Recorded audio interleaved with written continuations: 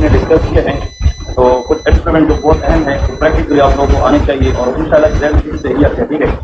तो सर को बुलाया था, आज आपको शुरू से बताया है सर की माशाल्लाह 35 ईयर गुड एक्सपीरियंस है, ठीक है, और पेमेंट में काम कर चुके हैं माशाल्लाह 35 ईयर कर। तो सर इंशाल्लाह आप लोगों को कुछ चीज़ें बताएंगे, जो एक्स्ट्रा बात है ये सर बताएगा, साथ साथ वो नोट भी करें, ये आपको इंशाल्लाह फिर बाद में काम आएंगे। कुछ इंस्ट्रूमेंट स्पेशल पॉइंट है जो हमें भी नहीं आते, सर आपको बताएंगे, इससे इंशाल्लाह बहुत अच्छा होगा, ठीक है। चलिए सर की बात करें। अस्सलाम वालेकुम। आप खड़े भी हो सकते हैं, आगे आ सकते हैं, खड़े हो सकते हैं, लेकिन हर एक को ना, लेकिन टेबलेट साइड पे इस तरह। ये मेरे हाथ में जो इंस्ट्रूमेंट है ये स्पंज होल्डर है, इससे हम स्क्रब करते हैं। इसका दूसरा फंक्शन जो है ये लॉन्ग इंस्ट्रूमेंट है, ये अंदर टिश्यू होल्डिंग प्रोसेस का काम देता है। लेकिन जो सबसे पहले इंस्ट्रूमेंट इस्तेमाल होता है ऑपरेशन थिएटर के अंदर वो यही इस्तेमाल होता है, क्योंकि इससे हमें पेशेंट को स्क्रब करना होता है। इसके बाद जो इंस्ट्रूमेंट इस्तेमाल होता है, अब देखिए ये इंस्ट्रूमेंट आपने सिखाया है ना, ये स्पॉन्ज होल्डिंग कॉन्सेप्ट है, ठीक है। इसमें पेनिट्रेशन है दोनों साइड की और ये स्ट्रेट है, ठीक है जी। ये किसी भी ऑपरेटिव फील्ड को क्लियर करने के लिए और पेशेंट को स्क्रब करते वक्त जो हम यूज़ करते हैं ऑपरेशन के अंदर, ये स्पॉन्ज होल्डिंग क्या है कॉन्सेप्ट है, ये बहुत इंपॉर्टेंट है, ठीक है जी। इसके दो फंक्शन है, पहला जो है वो स्क्रब करते हैं और दूसरा टिश्यू होल्डिंग प्रोसेस भी काम देता है, यानी अंदर किसी आर्गन को पकड़ने के लिए ये बड़ा आसानी से पकड़ लेता है। इसके बाद जो दूसरा इंस्ट्रूमेंट इस्तेमाल होता है वो ये बीपी हैंडल है। ये बीपी हैंडल 3 किस्म के हैं, ये नंबर 3 है, नंबर 4 होता है और नंबर 7 है। इसके ऊपर जो ब्लेड चढ़ते हैं ये बिल्कुल अलग अलग हैं। इसके ऊपर ब्लेड जो 3 नंबर पे चढ़ते हैं ये 10 नंबर से लेके 15 नंबर पे चढ़ते हैं। इसका 11 नंबर ब्लेड पॉइंटेड होता है, 12 नंबर जो है वो कर्व्ड है, वो स्टिच रिमूव के लिए काम आता है, और इसके बाद फिर 15 नंबर है जो चिल्ड्रन में बच्चों के ऑपरेशन में इस्तेमाल होता है। इसके ऊपर जो 4 नंबर का बीपी हैंडल है वो फिर 16 नंबर के ऊपर 24 तक जितने ब्लेड हैं वो उससे चढ़ते हैं 4 नंबर बीपी हैंडल पे। ये फिर इस्तेमाल होने वाला दूसरा बड़ा इंस्ट्रूमेंट है, जिसे हम कट लगाते हैं। कट लगाने के बाद फिर हमें आर्टिफैक्टर्स की ज़रूरत है। ये आर्टिफैक्टर्स, ये मॉस्किटो आर्टिफैक्टर्स है जो मेरे हाथ में है। इससे जो बड़ा होता है वो डनल आर्टिफैक्टर्स है, उससे बड़ा जो है वो रबड़ आर्टिफैक्टर्स है। ये इंच के हिसाब से हैं, ये 3 इंच और 4 इंच का जो आर्टिफैक्टर्स है ये मॉस्किटो है। इसमें कर्ल्ड और स्ट्रेट दोनों मौजूद है। इसके ऊपर जो है वो स्ट्रॉन्ग आर्टिफैक्टर्स हैं, वो डनल आर्टिफैक्टर्स है, वो 4 से 6 इंच का होता है। इसके ऊपर वाला जो है वो 8 इंच का आर्टिफैक्टर्स है, वो रबड़ आर्टिफैक्टर्स लॉन्ग आर्टिफैक्टर्स इस्तेमाल होता है। इसके अंदर 130 फर्सेस जो है, इसका नाम है काकर फर्सेस, इसका नाम है काकर फर्सेस। ये स्टेक्टमी में इस्तेमाल होता है, थायराइड में इस्तेमाल होता है, हार्ट टिश्यू को पकड़ने के लिए इसको क्लैंप करना होता है। इसके बाद ये मेरे पास जो और इंस्ट्रूमेंट है ये है बैक पाउच, ये सॉफ्ट टिश्यू को पकड़ने का काम आता है। ये है एलएस फर्सेस, ऊपर का अच्छा जी, ये वेब काक है। वेब काक जो है ये सॉफ्ट टिश्यू को पकड़ने, खासतौर पर इंटेस्टाइन को हम इससे पकड़ते हैं। ये है एलएस फर्सेस, ये आगे से इसकी टूथ बनी हुई है, ये भी हार्ट टिश्यू को पकड़ने के लिए। इसके बाद आगे सीजर है, ये डिसेक्टिंग सीजर है, इसका नाम है म्यू कर्व सीजर, इससे हम ऑपरेशन करते हैं। ये सर्जन सीजर भी कराती है। और इसके साथ ये इसकी स्ट्रेट सीजर है, इससे हम शटर वगैरह काटते हैं, गॉज पीस काट लेते हैं, और इसका नाम है म्यू स्ट्रेट सीजर। इसके बाद ये सीजर है, ये एक साइड पे ब्लंट है और एक साइड पे पॉइंटेड है। ये ज़्यादातर ड्रेसिंग में इस्तेमाल होती है। इसमें दोनों है, कर्व भी है और स्ट्रेट भी है। ये कर्व वाली है और ये स्ट्रेट वाली है। ये ब्लंट सीजर है, ये दोनों तरफ से ब्लंट है। ये सीजर जो है जख्मी के लिए भी इस्तेमाल होती है और ज़्यादातर ये ड्रेसिंग सीजर है, बैंडेज सीजर है।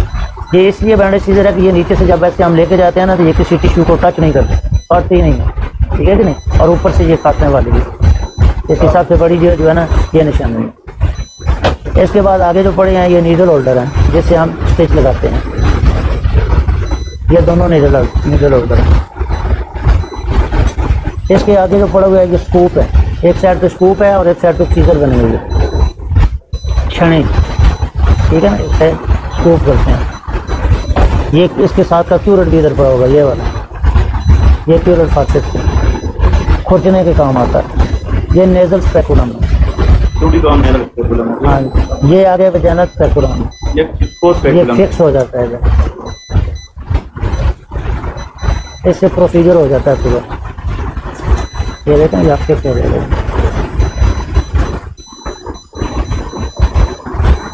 ये भी विजान इसका तुरंत सेम स्पेगुलम। ये प्रेक्टोस्कोप है,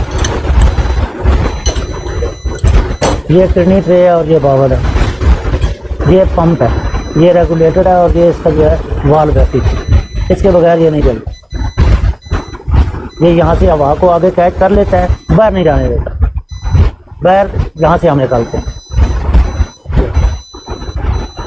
बाकी इधर नीचे कुछ चीज़ें पड़ी हैं। ये IV सेट है, IV सेट, ये कैथीटर है, फोरिज कैथीटर। ये फोरिज कैथीटर दो किस्म के हैं, ये जो है ये बैलून वाला है और विदाउट बैलून भी आता है। ये NG ट्यूब है, गैस्ट्रिक ट्यूब, NG ट्यूब। ये टूर्निकेट है, ये हाँ ये एयरवे है, एयरवे। ये ETT है विद कप, ये कप वाली है और ये बगैर कप के भी आती है। यहाँ से इसको हम पुश करते हैं, आवाज़ अंदर जाती है और ये भर जाती है कप।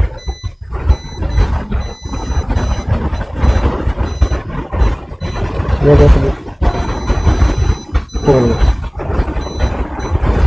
कई दफ़ा उधर एनेस्थीसिया में लड़के क्या कहते हैं, पानी डाल देते हैं, भूल जाते हैं ना। इसी तरह ये फिर अंदर पंच हो जाती है और फिर वो पानी सारा लंग्स में चला जाता है।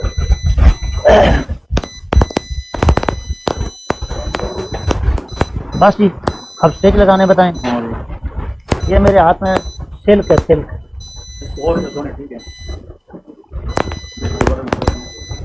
ये अभी बता रहे,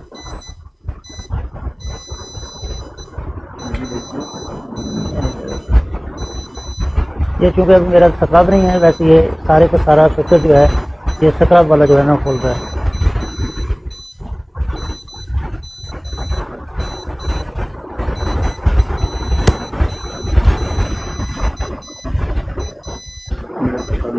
ये नीडल पकड़ने का बड़ा ख़ास तरीका है। अगर आप यहाँ से पकड़ेंगे ना नीडल को, तो ऐसे पुश करेंगे तो ये टूट जाएगी और सामने 5000 फारग हो गए, 5000 तक पिक्चर है, गाया हो गया। अगर आप यहाँ से आगे से नीडल को पकड़ेंगे तो फिर ये नीडल यहाँ से टूट जाएगी। नीडल होल्डर को हमेशा सेंटर से पकड़ना है और नीडल होल्डर को आगे से भी नहीं, इसके दरमियान में लगाना है।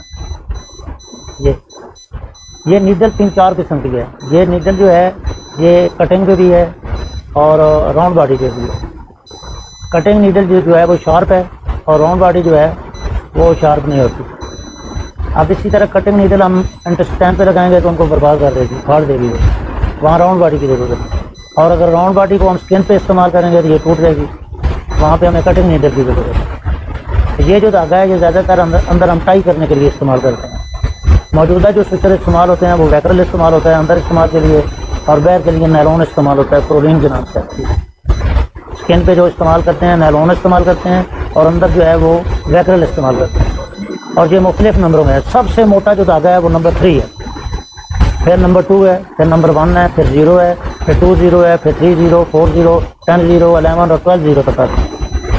70 से अब जितने भी हैं वो सारे के सारे आई में इस्तेमाल होते हैं। 80, 90, 10, 11, 12 ये सारे के सारे जो है एक लेके टेकेस्ट जो फ्यूचर है ना वो 3 है, 3 नंबर 3 सबसे मोटा धागा है, सबसे मोटा है जो हम अस्टेक्टमी में इस्तेमाल करते हैं, क्योंकि वो बड़ा हार्ड टिश्यू होता है। वहाँ अगर नरम आप धागा इस्तेमाल करेंगे टूट जाएगा और ब्लीडिंग हो जाएगी। मतलब टिश्यू को पकड़ने टेंसाइल टिश्यू जितने भी है स्ट्रॉन्ग टिश्यू। 3 नंबर 3 टेकेस्ट नंबर 3, नंबर 2, नंबर 1 इस्तेमाल होते हैं। हाँ जी। फिर इसके नीचे जितने हम मारे तो 0, 20, 30, 40 इस तरह 11, 0, 12 तब से आई में इस्तेमाल होता है। वो माइक्रोस्कोप के बगैर नजर ही नहीं आता। 70 से नहीं 70 वैसे नजर आ जाए। 80 से लेकर 12 कितने 80, 90, 10, 11 और 12 जो है ये माइक्रोस्कोप में नजर आते हैं, आई में इस्तेमाल करते हैं। ये सबसे थिनेस्ट है। 6, 7, 8, 0 लिप वगैरह रिपेयर करने के लिए प्लास्टिक सर्जरी में इस्तेमाल होते हैं। बाकी आम जो स्विचेज हैं 20, 30, 40 ये आम बच्चों में इस्तेमाल होते हैं, बड़ों में भी 0 से ऊपर इस्तेमाल होते हैं। 0, 1, 2, 0 ये बड़ों में आम इस्तेमाल होते हैं, अडल्ट में इस्तेमाल होते हैं।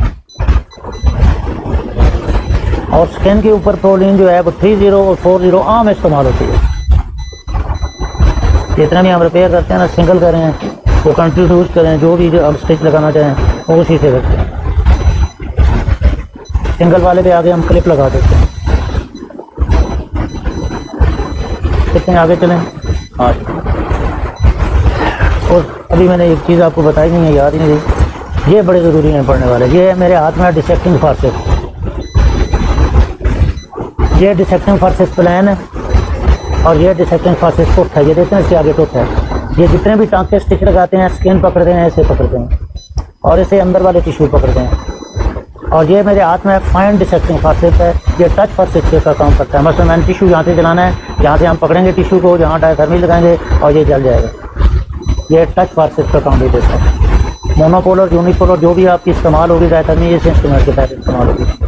और बाईपोलर जो है वो डायरेक्ट इस्तेमाल होती है, उसके साथ इसी तरह का ब्लेड लगता है पीछे, वो फिक्स हो जाती है और जब हम उसको जोड़ते हैं तो उसमें करंट आ जाता है। दूसरा जो मोनोपोलर यूनिपोलर है वो इसके साथ इस्तेमाल होता है। ये टच फॉर्स, ये मेरे हाथ में एडिसन है, ये प्लास्टिक सर्जरी में इस्तेमाल होता है। ये एडिसन प्लान भी है और टुथ भी है, इसमें भी दोनों है। लेकिन ये मेरे हाथ में जो है ये टुथ है। अब जितने भी स्टिच हमने लगाने होते हैं वो इस इंस्ट्रूमेंट से हैं। तो मैंने आपको अभी नीडल होल्डर दिखाया था कि आप दो चीज़ों का आप जोड़ लेना है ऐसे, मतलब आप इधर से पकड़ेंगे, ऐसे जोड़ने हैं दोनों को। आप यहाँ से पकड़ेंगे, ये पहले सिंगल आपने निकालना है इससे। ये देखना अभी राउंड बॉडी इसमें से भी नहीं गुजर रहा। इसी इंस्ट्रूमेंट के साथ आगे आप पकड़ें, ये देखें अभी आ जाता है। फिर आप इसको यहाँ से ले जाएं क्योंकि आप मेरे हाथ तो कांपते हैं।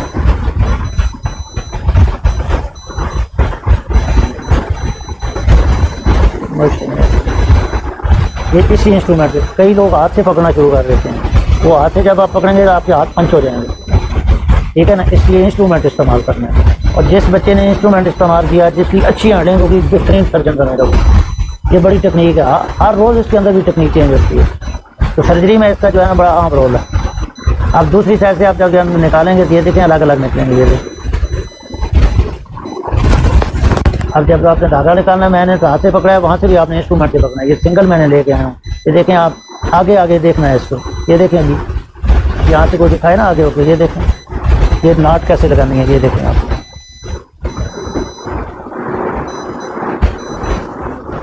ये बिल्कुल नाट सीधी आ रही है, ठीक है। अब जब दूसरा लेंगे तो दूसरी भी आप ऐसे लेके जाएंगे।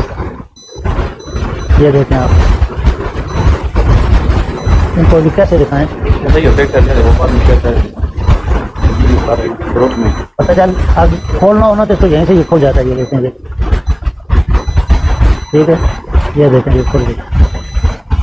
और अगर बड़ा ट्रांसफर वगैरह में जब हम लगाते हैं तो उसका लंबा नीडल होता है, ऊपर से हम ये स्टेज लेके जाते हैं। मतलब ये आप यहाँ पे रखेंगे, ऐसे स्टेज लेके जाना है, वहाँ डबल नाट के साथ हम लेके जाएंगे। ऊपर से आप नीचे खींचते जाएंगे तो ये नीचे जाके स्टेज चढ़ जाता है। ऊपर से खींचते हैं, ट्रांसफर लेकर नहीं, अंदर से हम ऑपरेट कर रहे हैं, नीचे स्टेज जाना है, ऊपर से स्टेज लेके जाएंगे, नीचे स्टेज लग जाता है। सर्जरी में 3 महीने से 6 महीने तो मतलब स्टेज ठीक है, टाँका लगाना करके।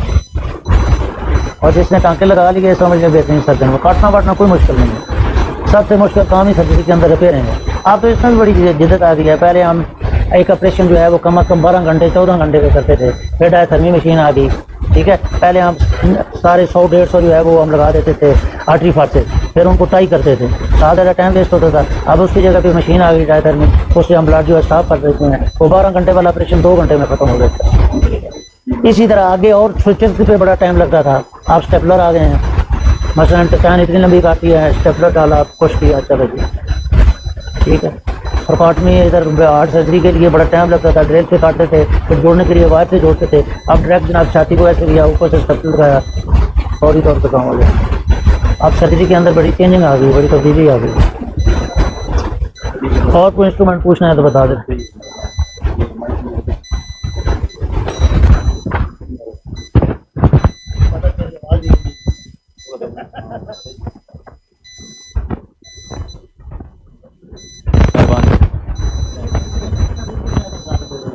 ओके जी,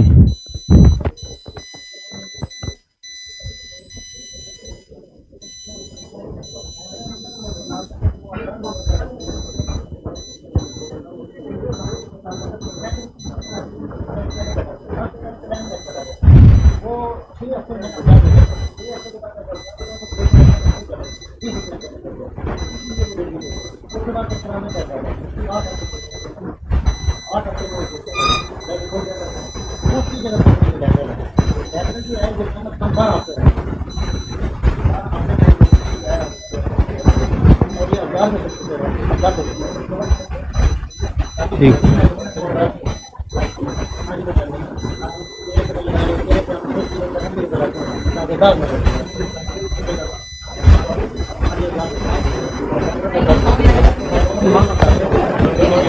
कौन सा डेंटल? हाँ डेंटल बताओ सर। क्वेश्चन सर जी, ये क्वेश्चन जी जी। टंडन के रिपेयर करने के लिए हम वैक्रेल इस्तेमाल करते हैं और 6070 इस्तेमाल करते हैं। बड़ा टंडन हो तो फिर हम 40 भी इस्तेमाल करते हैं। छोटे जितने भी टंडन है, मसलन ये वाला टंडन हम रिपेयर करेंगे तो ये कम अज़ कम 6070 से जो है ना रिपेयर करते हैं जी। नहीं ये अब्जॉर्ब हो जाता है अंदर। हाँ जी जी, ये 12 हफ्ते इसका टाइम है, 12 हफ्ते के बाद ये जुड़ जाएगा, अब्जॉर्ब हो जाएगा। कैट कट का टाइम कम है, प्लान कैट कट का उससे भी कम है, लेकिन अब वो आते नहीं मार्केट में है नहीं, बंद हो गए। 99% वैक्रेल इस्तेमाल होती है। ठीक है सर। ऊपर हम प्रोटीन इस्तेमाल करते हैं।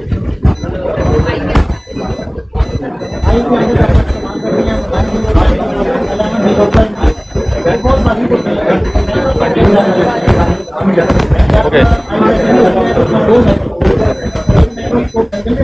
बात है नहीं, इधर सुने सर कुछ क्या भाषा है जिससे वो उसको ऑपरेट करवा रहा है, ऐसे तो उसको भी नजर नहीं ना कैसे मैंने इस्तेमाल कर ये 2 किस्म के स्विचेस हैं। एक स्विच जो मैंने अभी बताया ना, ये डायरेक्ट कंटिन्यूज है, आप उसको लगातार लगाते रहेगा। एक जो है ट्रैप है, आप सेंटर लगाएंगे, टांगल लगाएंगे, ऊपर से काट देंगे और उसकी नाट एक साइड कम कर देते हैं, सेंटर में नहीं रहने देते। साइड से इसको कर देते हैं, जब हमने उसको काटना है तो वो ऊपर से नाट को करते हैं और लगाने लगते हैं, वरना उसके ऊपर स्कार बन जाए। तो स्कार को बचाने के लिए स्कार वहाँ पर ना बनता है जहाँ पे इसके ऊपर से हम साइड पे कर देते हैं, यही मैंने यहाँ लगाया है और साइड पे काटते हैं सारे इससे देख सकते हैं। चलो thank you so much sir ji, बहुत शुक्रिया। ओके जी, लास्ट में अभी थैंक यू सर जी, बहुत शुक्रिया। ओके सो लास्ट में 2-3 बातें करते फिर ये वाइंड अप करते, ठीक है। फिर नेक्स्ट क्लास से लड़कों का तो देखें, इसमें कभी कभार वो आप लोग को बताते हैं, ये जिस तरह सर ने आप लोग को बता दिया ना, ये प्रोक्टोस्कोप है, ठीक है ना। प्रोक्टोस्कोप इसका ये वाला जो एरिया है ये हैंडल है, ठीक है जी, और ये शीट है, और ये जो ऑब्टूरेटर होता है इसका जो हेड है ये हम लुब्रिकेट करते हैं, ठीक है जी। इसको लुब्रिकेट किया जाता है या ज़ाइलोकेन से, फुल इफेक्ट से भी, ठीक है। और ये इसके अंदर रहता है। जब हम इसको पकड़ेंगे कैसे, देखिए एक आपने यहाँ से पकड़ा है, ठीक है, और एक हाथ आप इसके ऊपर रखेंगे और इसको ए से हमने पकड़ना है, ठीक है ना। अगर आप इसको एनल कैनाल के अंदर मिसाल के तौर पे आप वर्टिकली जाएंगे तो आप गलत जा रहे हैं। आप इसको ए से पकड़ेंगे, अब जिस तरह बंदा लेथार्ड में पोजीशन में होगा तो आप उसको ए से लेके जाएंगे। When this part is enter to the anal canal area, जब अंदर जाए कोलोन के अंदर तो आपने फिर सीधा अपने एक हाथ से इसको रिमूव करना है। अब जब ये रिमूव होता है तो हमें फिर एनल कैनाल नजर आता है। अब समझ रहे कि नहीं? तो इसको हम इसलिए डालते हैं इनिशियली कि ड्यूरिंग इन्वेजन बंदे को इरिटेशन ना हो, कोई म्यूकोजल टीयरिंग ना हो। तो जब ये हम पुट करते हैं एनल कैनाल के अंदर तो इसको निकाला जाता है and you visualise the rectal area. ये प्रोक्टोस्कोप में पूछते हैं यार इसका फंक्शन क्या है, ठीक है जी। तो आपने उसको ऐसे बताने, न कि ऐसे इस्तेमाल करने, इसको ऐसे हम इस्तेमाल करते हैं, ऐसे ले जाते हैं और इसको फिर हम रिमूव करते हैं और फिर हम विजुअलाइज करते हैं, या तो सैंपल लेने के लिए या कोई पॉलिश देखने के लिए हम इसका इस्तेमाल ऐसे करते हैं। ये प्लास्टिक से बना हुआ डिस्पोजेबल में भी आता है और स्टील से बना हुआ ये ऑटोक्लेव किया जाता है बाद में, ठीक है। लेकिन बिफोर प्रोक्टोस्कोपी अगर पेशेंट को एनल फिशर है या कोई उसको जनाब एनल फेस्टुला है या एब्सेस है, उसके अंदर हम ये प्रोक्टोस्कोपी नहीं कर सकते। तो समझ गए। अब इसके बाद नेक्स्ट वो आपको बताते हैं, मिसाल के तौर पे ये सेम स्पेकुलम है। अब ये स्पेकुलम इतने से छोटे से थोड़ा सा बड़ा, फिर और बड़ा, फिर और बड़ा, इसके में बहुत सारे डिफरेंट क्या आते हैं, साइज आते हैं। ये कोई एक साइज का नहीं होता। इसको वेजाइनल स्पेकुलम या सेम स्पेकुलम कहते हैं। स्पेकुलम के जरिए हम वजाइना की पैथोलॉजी लाइक सर्वाइकल बायोप्सी लेने के लिए, IUCD पुट करने के लिए इस्तेमाल करते थे। अब ये स्पेकुलम, अब बंदा कहे कि इतने तो वजाइनल डायमीटर होती है, कैसे यूज करेंगे? आपको मैम पकड़ाए how to use this speculum. आप इसको ऐसे पकड़ेंगे, ठीक है जी। इसको पकड़ने का तरीका ऐसे नहीं है, ठीक है। इसको पकड़ने का तरीका ये है, लेकिन आपका जो थंब है ये ऊपर वाले एरिया पे आना चाहिए। फिर अगर फीमेल है लेथार्ड में पोजीशन में तो इसका इस्तेमाल ऐसे नहीं है, इसको हम ऐसे करते हैं। ये वाला साइड वजाइना के अंदर जाती है और इसको रिट्रैक्ट करते हैं, थोड़ा सा रिट्रैक्ट करते हैं तो हमें एक साइड से वो एरिया डायलेट होती है, क्योंकि ऐसा तो डायमीटर कम की वजह से जा नहीं सकता और ऐसे आप वर्टिकली भी वजाइना में इसको इंसर्ट नहीं कर सकते। तो ऐसे पकड़ के उसको ऐसे किया जाता है और ये वजाइनल कैनाल के अंदर जाके हम इसको रिट्रैक्ट करते हैं। तो इसका ये तरीका है सेम स्पेकुलम का या वजाइनल स्पेकुलम का। ये बहुत इंपॉर्टेंट है और आप लोग को इसके इस्तेमालात के बारे में पता होना चाहिए। फिर इसमें ये जो था इसको कहते हैं नॉन सेल्फ रिटेनिंग स्पेकुलम। इसको नॉन सेल्फ इसलिए कहते हैं कि अब ये एक फीमेल है, वजाना मतलब उसकी वजानल एग्जामिनेशन के लिए एक गायनकोलॉजिस्ट जब इस्तेमाल करती है तो इसका एक हाथ इस पे होना चाहिए। अगर वो इसको छोड़ती है, ये नीचे चला जाता है तो उसको एग्जामिनेशन में दुश्वारी आएगी। तो she should hold this speculum to see the vaginal examination. फिर एडवांस मेडिसिन की वजह से ये स्पेकुलम आई।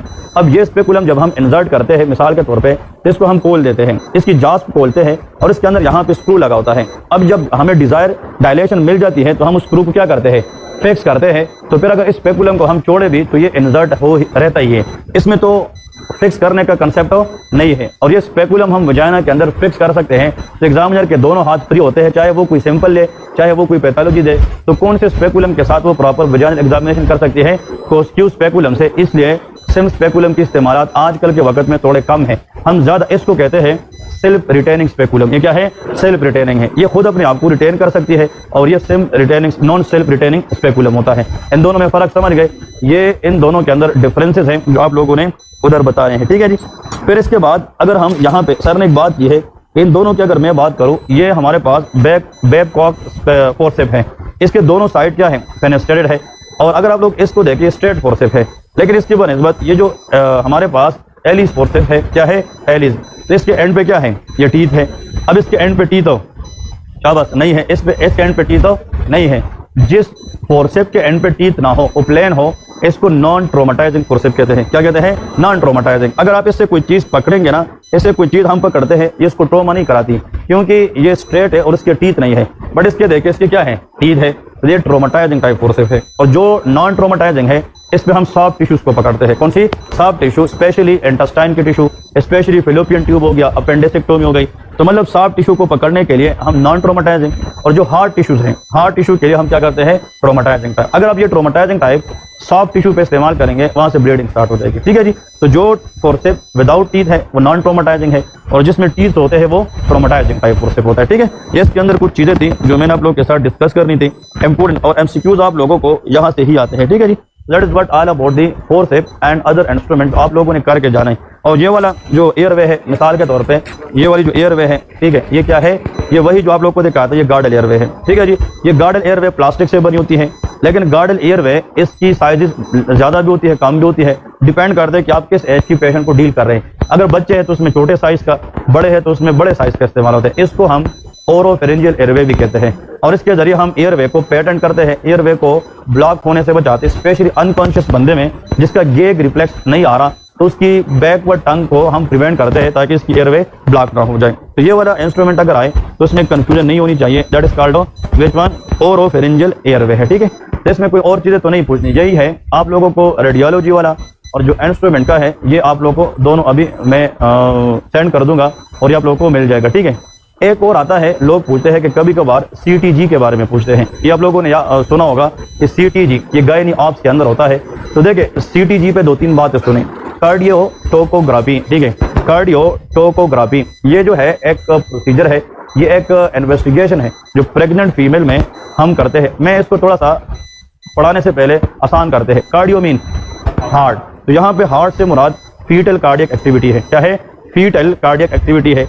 टोको का मतलब होता है कॉन्ट्रैक्शन, टोको मीन कॉन्ट्रैक्शन, और ग्राफी मीन ग्राफिकल प्रेजेंटेशन। अगर हम फीटल कार्डियक एक्टिविटी और मदर की यूट्राइन कॉन्ट्रैक्शन दोनों हम एक ग्राफिकल प्रेजेंटेशन में ले आए तो उसको हम सीटीजी कहते हैं। सीटीजी का सबसे बड़ा मतलब यह है कि it is the investigation done in a pregnant female to check for fetal cardiac activity and contraction of the uterus, कि हाउ एफिकेशियस कॉन्ट्रैक्शन अकर। इसमें एक तो कॉन्ट्रैक्शन टाइम देखा जाता है, इसमें नंबर ऑफ कॉन्ट्रैक्शन पर 5 मिनट देखे जाते हैं।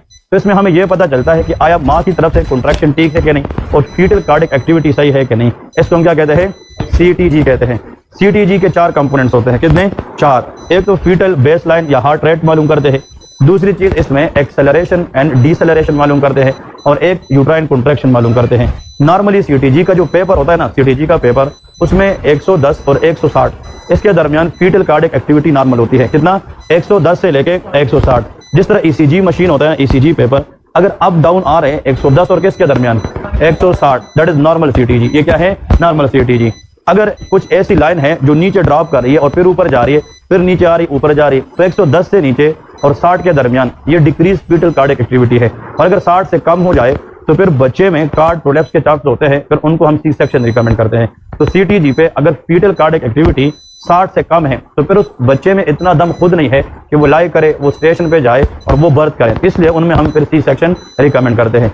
So a type of investigation are the test in pregnancy that is done to check fetal cardiac activity with force of uterine contraction, that is called CTG. So that is what all about the CTG. CTG में आप लोगों ने और CTG 1 paper test होता है। जिस तरह ECG में तो 12 लीड्स होते हैं, उसमें एक लाइन होती है, उस लाइन के अंदर आपने अप डाउन देखनी है कि मतलब एक बच्चे में जो फीटल कार्डियक एक्टिविटी है वो कितनी है। अगर वो 160 से ऊपर जा रही है तो उसको फीटल एक्सेलरेशन कहते हैं, अगर वो 110 से नीचे आ रही है उसको फीटल डिसेलरेशन कहते हैं, ठीक है जी। और फीटल डिसेलरेशन अगर 60 तक है, 70 तक है, उसको हम प्रॉपर्ली अंडर द विजन रखते हैं और उसकी वाइटल्स वगैरह मेंटेन करते हैं। अगर 60 से भी कम आ जाए तो उसको हम सी सेक्शन रिकमेंड करते हैं। अब समझ गए कि नहीं? That is what all about. जो लोगों के माइंड में था कुछ यार सीटीजी वगैरह इस पे सवाल आता है, तो आप लोगों ने इसके जनाब 3-4 चीजें जो इंपोर्टेंट है वो इस तरह आंसर करने हैं, ठीक है जी। अभी आप लोग को मैं ग्रुप में गेस्ट पेपर शेयर करूंगा, ठीक है जी। वो गेस्ट पेपर आप लोग को पहले बता दो, मोबाइल ना खोले, मुझे सुने और इधर फोकस करें, फिर अभी मैं ग्रुप में देने लगा हूँ। लेकिन पहले मैं बताता हूँ कि इसके अंदर है क्या क्या चीजें। मैं इंशाल्लाह आज शाम से ग्रुप में 10-10, 15-15 वॉइस मैसेज करूंगा इंपोर्टेंट टॉपिक पे, और हर टॉपिक पे 2-2 मिनट की वॉइस होगी, वो भी आप लोगों ने सुनने हैं। आप लोगों ने अपने आप को टिल टू द एग्जाम आप लोगों ने चार्ज रखना है। आप लोग अभी नहीं कर सके, बहुत सारी चीजें हैं जो आप लोगों ने करनी है। तो हमें इसमें जो इंपोर्टेंट चीजें हैं, इसमें मैंने एक तो लिखा हिस्ट्री के अंदर जो करना ही है, एक तो हिस्ट्री ऑफ कफ है जो बहुत इंपोर्टेंट है, हिस्ट्री ऑफ एमिनूरिया है, ठीक है जी, हिस्ट्री ऑफ डायरिया है, history of breast lump in young female है, ठीक है जी। फिर इसके बाद हिस्ट्री ऑफ फेब्राइल फिट्स है एग्जाम के अंदर, हिस्ट्री ऑफ फीवर है एंड हिस्ट्री ऑफ मेनोरेजिया, ठीक है।